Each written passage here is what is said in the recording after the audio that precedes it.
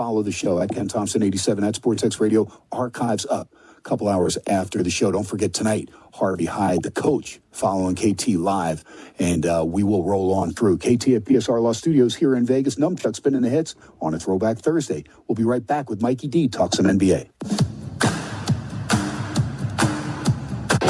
On a Throwback Thursday, Numchuck spinning the hits here as we roll on through. Great stuff from Hondo Carpenter, talking a little Raiders and the draft. And there's the gal in the background. Little Joan Jett, baby. Good stuff last night from Joan Jett and Billy Idol. That's right. These are way before the day of Mikey D, Mikey Domagala. Like, you have no idea, man. Billy Idol still rocking it, man. Took in that concert last night in Phoenix. One of these days, old Mikey D, I'm going to get you out and enlighten you and take you to some of these bands, see some of these bands that you have no clue about, I'm sure. Although maybe the parents hand down a little bit. But Mikey D, you seem like a guy more into the hip hop scene, little rap. I could see Mikey D with Courtside Buzz. There's going to be Rap Buzz, but you got your music deal. Are you versatile as far as music, or is it pretty much one-sided, Mikey D? Oh, extremely versatile. Number one, Joan Jett's from Long Island, so of course I know about Joan Jett. Billy Idol, came from overseas to New York to get his career started. Know about him. No, very versatile. Bruce Springsteen's my number one. Big Beatles guy, as well as hip-hop, like you mentioned, from the 80s, 90s, all the way up to today in that genre. And, I love it, man. And 70s and 80s music is the best, man. Listen to this kid, man. This is phenomenal. Especially Mikey D. 70s. You can't beat the 70s with disco, rock, wow, everything back awesome. then. Good stuff. Mikey D, love it, man. Versatility at its finest. Okay, so before we get rolling, let everybody know, because you put the buzz at the end of Courtside Buzz, and you deal with the NBA. You've been doing that for a long time, so you've got other buzzes as well. So let everybody know so they can follow all these. And I know some are getting going. Some have recently taken off.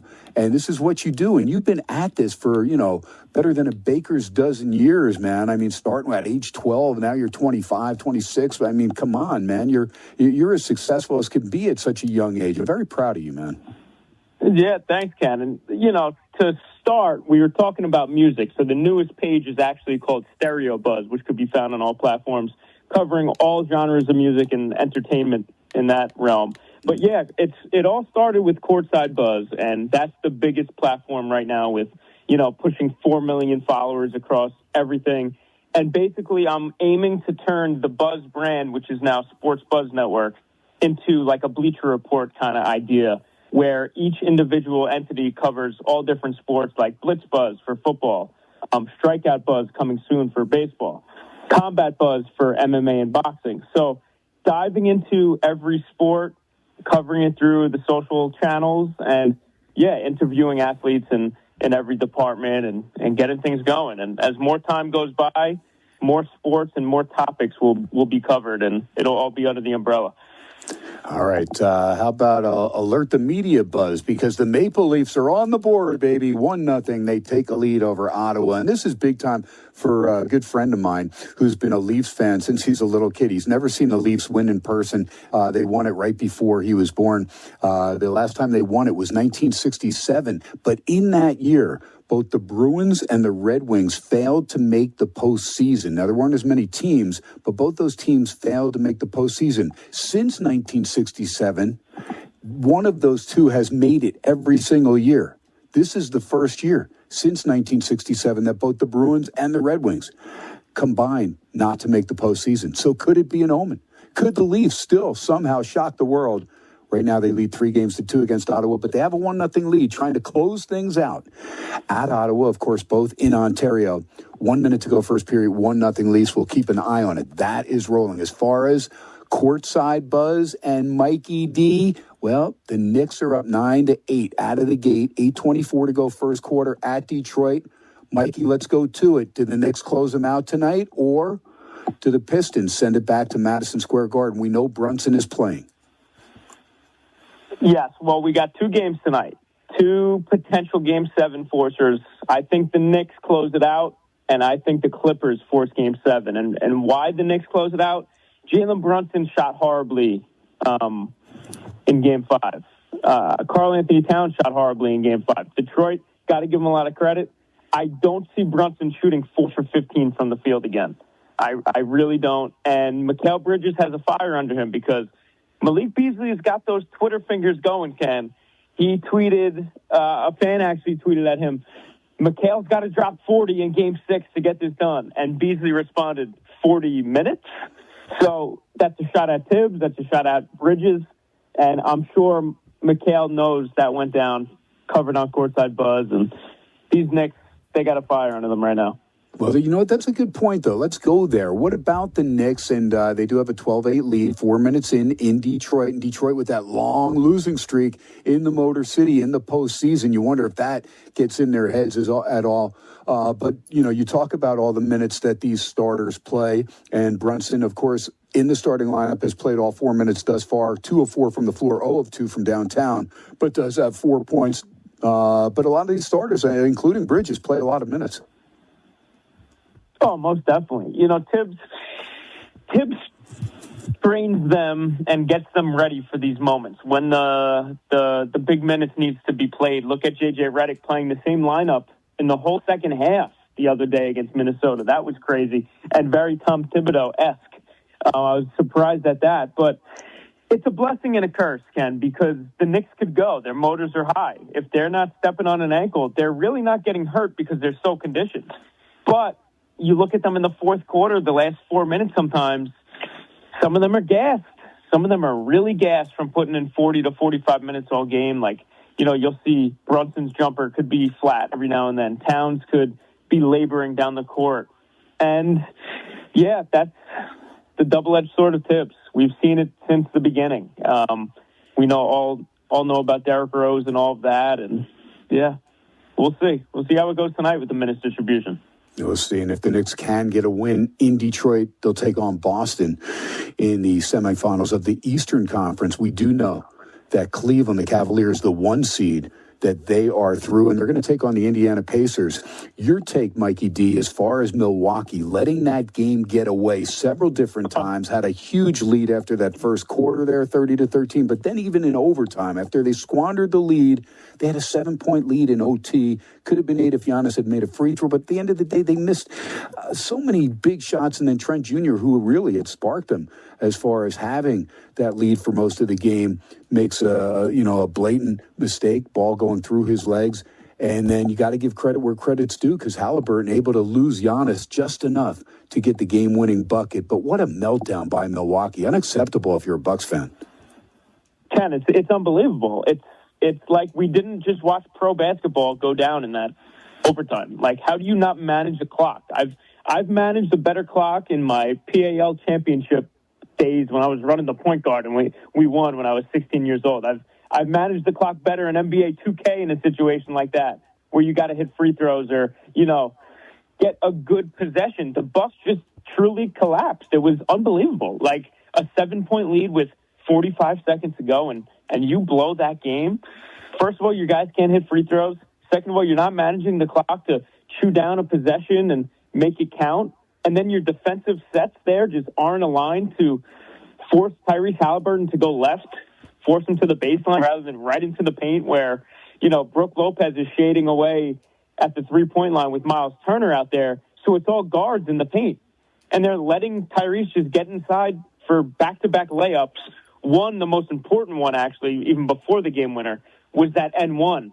That really got it going because it would have been a 4-point game if it was just a regular layup with free throws to go. That N1 made it a 3-point game. Free throws, we know how the ball didn't drop, and then the turnover. And Tyrese Halliburton happened, man. He was voted the most overrated player in the NBA by his peers, and he's proven them wrong, Ken.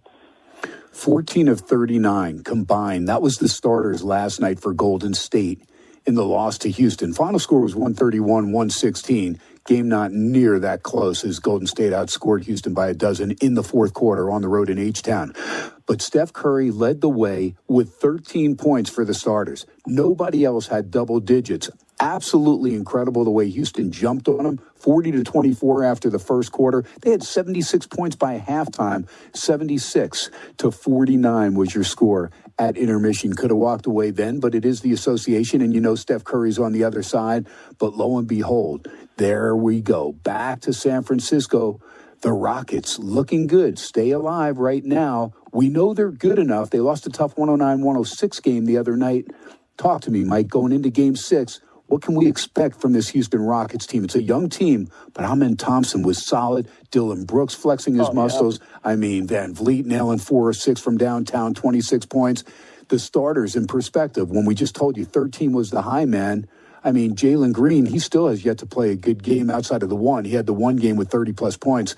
But other than that, he kind of struggled, but played a decent team effort game the other night. And that was solid because he had 0 turnovers and a plus 20 with the guys on the floor. But that, compared to Amen Thompson, they were a plus 32 when he was on the floor. He and Brooks were outstanding, Van Vliet as well. Everybody chipped in.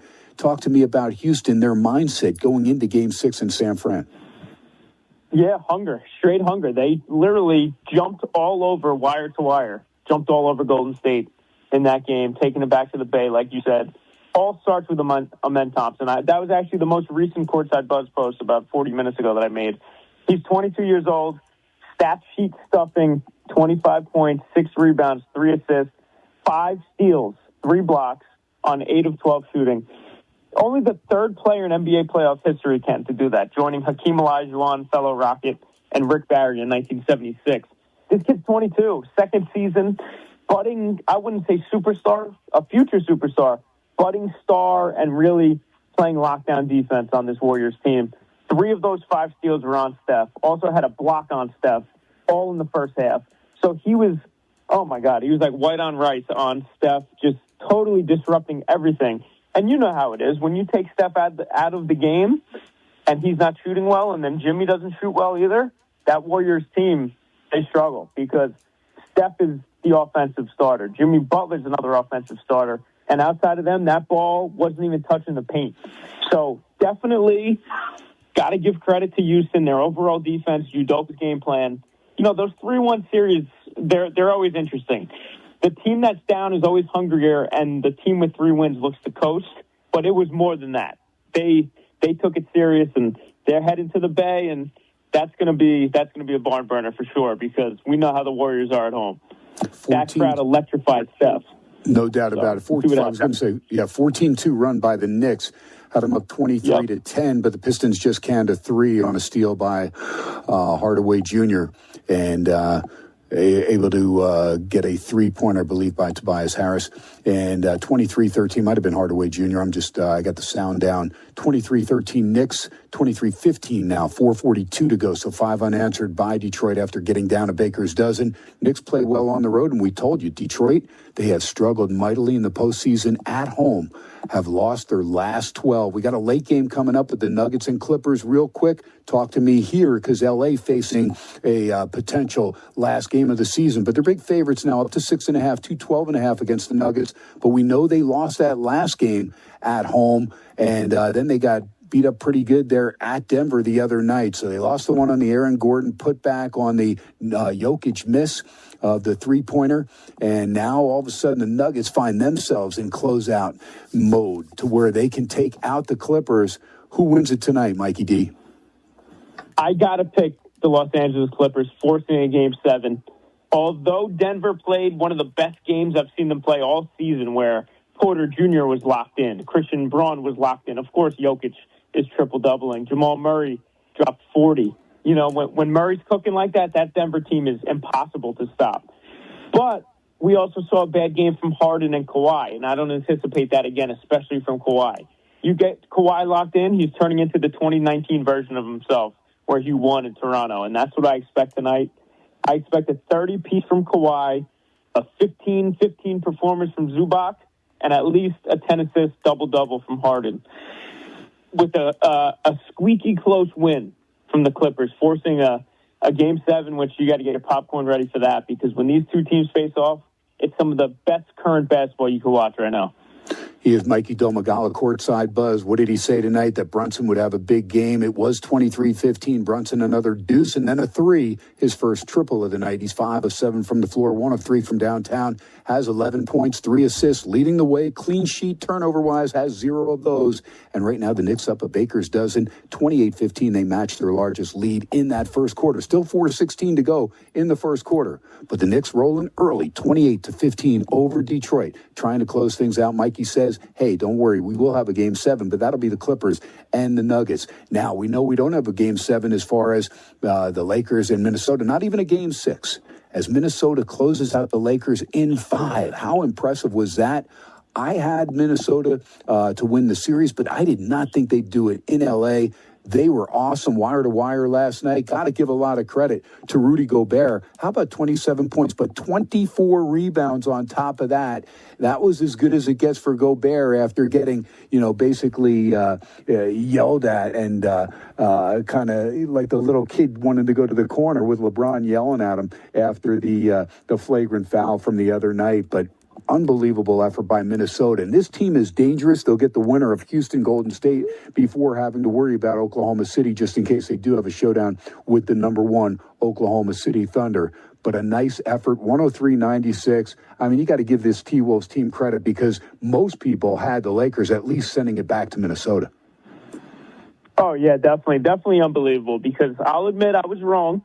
All year, I kind of doubted Minnesota a little bit after the Towns trade. I wasn't sure how Randall would fit into that offense with Naz Reid sliding to the bench. How was it with Gobert down there, with Randall kind of, playing bully ball in the paint, a little pack down low? I was wrong. And I was wrong about this Laker team, too, because I knew they weren't deep. I've always said it. But I saw them getting past Minnesota in 6 or 7, and, man, Minnesota flipped it on me and took them out in an easy 5. Not a difficult one. The games weren't entirely too close. An easy 5. Jaden McDaniels stepped up big time. People are saying he's playing like Minnesota's, like Scottie Pippen from the Bulls. Now he's the Minnesota version of Scottie Pippen these days. But got to give credit to Minnesota's depth and the lack of depth from the Lakers. And Rudy Gobert deserves a lot of credit. I just have to throw a little asterisk over him because he was playing a lot of 6'8" centers at the Lakers were putting out. Dorian Finney-Smith, Rui Hachimura. Got to question J.J. Redick's thought process for that. You have a healthy Jackson Hayes, who's a center. Yes, he's clumsy. Yes, he gets in foul trouble. But he would have put up a better fight than Dorian Finney-Smith and Rui Hachimura at the 5. That is a good point. Very interesting. Got to give Rudy credit. Shaq was choking on TNT, saying he's going to fake throw up because he had to give credit to Gobert for dominating. And, yeah, I'm not a big Rudy fan, but I got to give him credit. You take what they give you, and he dominated that game. 39 minutes, 12 of 15, 3 of 6 from the charity stripe, not great. But had 24 boards, nine of them offensive boards, a couple blocks, and 0 turnovers, a plus 18, by far the best. T-Wolves win it by 7, close out the Lakers, 103-96. And if I told you that the Ant-Man, Anthony Edwards, would go 0 of 11 from three-point land and finish with 15 points, you're probably thinking, oh, the Lakers just buried them, right, KT? No, because Gobert with the 27 points and 24 rebounds, that is amazing in its own right. DiVincenzo still has yet to step up. When you do have Naz Reid and DiVincenzo off the bench, you got 2 of the best 6 men right there at 6 and 7. And I like this team. And then you got Alexander Walker as well. So you have 3 solid contributors off the bench there. I think they're going to take out whoever they play, Houston or Golden State. But we'll wait and see. I know they'd love for Houston to win Game 6 and force a Game 7 so they can have a little bit more rest time and get ready for that series. Now, if Golden State wins, Minnesota will have home court advantage. If Houston wins, then Houston, of course, as the overall number 2 seed, would have the advantage over Minnesota, who was the 6th seed. So there it is right there. Minnesota closing out the Lakers 103-96 and doing it in 5 games, 4 games to 1. Great stuff from Mikey Domagala. Mikey D, those Knicks are up 28-19. Go watch it. Keep courtside buzz and everybody informed. And thanks for always stopping by SportsX Radio, man. We love you, Mikey D. Thanks a lot, Ken. And real quick on that next series, Anthony Edwards has taken out Kevin Durant last year, Nikola Jokic last year, Luka and LeBron this year. Is Steph next series? That's the biggest question you got to ask yourself. And if he does, man, he's earning he's earning his wings. Hour number 1 in the books. Hour number 2 coming right up. Keep it right here. SportsX Radio, 1400 on that AM side, 1071 on the FM side. SportsXradio.com from anywhere. Click the listen live logo right there. Icon, I should say. And, of course, Numchuck will be spinning the hits throughout. A little more Billy Idol. KT taking on a little Billy Idol, a little Joan Jett last night at the Talking Stick Casino. We're live from Phoenix. We're live from Vegas. We're live from everywhere at SportsX Radio. We'll be right back.